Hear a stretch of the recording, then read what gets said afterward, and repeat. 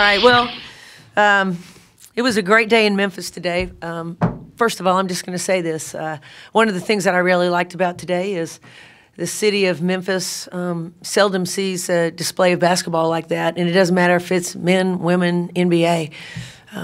UConn is a great basketball team. They've got great talent on the floor, and I told our players before the game that we've got to grow from this game and we've got to grow up, and there'll be a lot of positive things that we can take from this in spite of some of the things that happened on the floor today. But I was proud of our team. I thought to a large degree we competed. We stayed invested in the game. I thought fatigue was a factor in terms of turnovers and giving UConn an opportunity to score even easier than it is for them sometimes. But we'll take this game and we'll grow from it. Questions?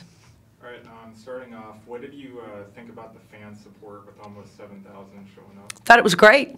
I think early in the year when we talked about going into the American Athletic Conference, I talked about the fact that I thought we should be able to sell out the field house every game and have 8,000 to 10,000 people in the building for the bigger games in the American Athletic Conference. If you don't want to come watch, obviously I want 7,000 people in the building to watch Memphis. But if UConn is the team that brings you out, then that gives us great exposure and educates our fans about the highest level of women's basketball. I thought it was great.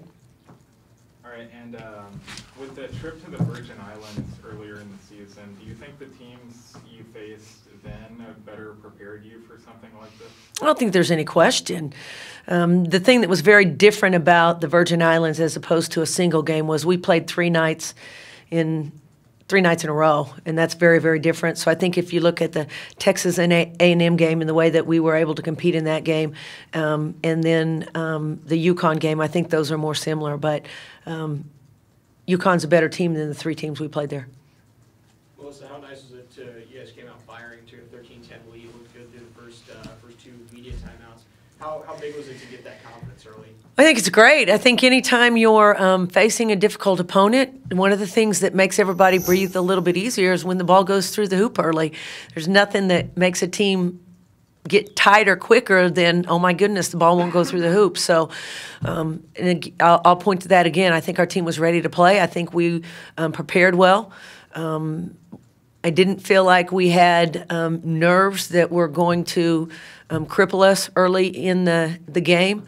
But the fact of the matter is, like I said before, UConn is very, very good. You make a mistake, they're going to make you pay for every one of them. Coach, you were down 27 at the half, then they come out and outscore you 7-1 to open the second half. And just when it seems like they might be headed for cruise control a little early, you guys have one of the better stretches you had in the game.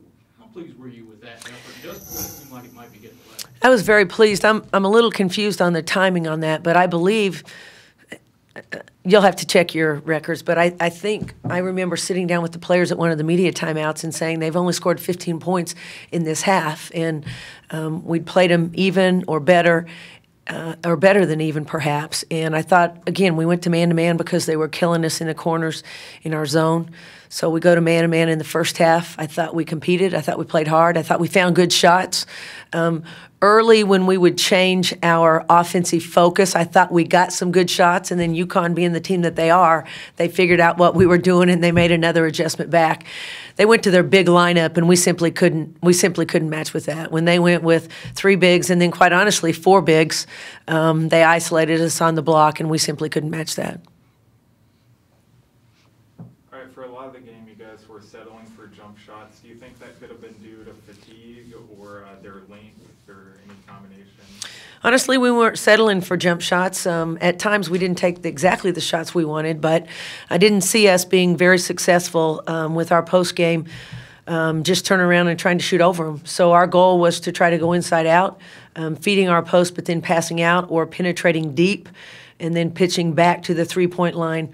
I thought early in the game we did that very, very well, and we got penetration right down the middle of the floor, which is what we were trying to accomplish. But again, UConn's a great team, so they would watch us do what we were trying to do 1 or 2 times, and then the third time it wasn't successful. So that was a little bit by game plan. If we'd have shot 60% from the three-point line, it would have been all right, right? Okay. Anything else? Perfect. Thanks, folks.